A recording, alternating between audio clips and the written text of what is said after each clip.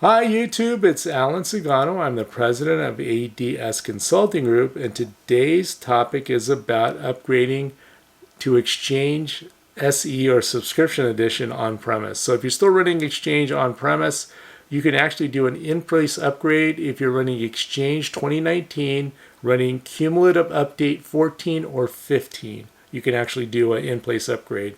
And it's very similar to applying just like the next cumulative update. It does take a while. Even on a fast server, it can take, upwards of an hour or two. There are times we've done it and we thought, uh-oh, the computer's frozen, but just sits there. And then it moves on after like 10 or 15 minutes. So don't freak out if it looks like it's frozen. Give it some time. If you're on Exchange 2016, then you'll have to stand up a new Exchange SE server and then migrate all the mailboxes. Like, I'll call it a traditional upgrade.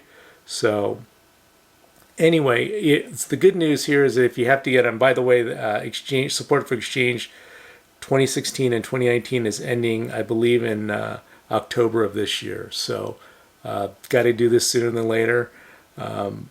If you're on 2019, the upgrade is pretty easy. It's not bad. If you're on 2016, a little more involved, yeah. But just FYI. So, just FYI,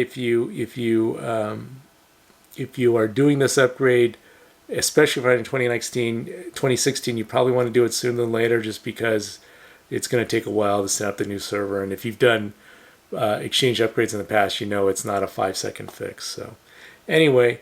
That's our tip of the week. If you like this content, please boink at the subscribe button, boink at the like button. It does help out the channel. By the way, if you need help upgrading your Exchange on-premise service, you can send an email to info@adscon.com. Stay safe out there. Thanks for listening. We'll talk to you soon.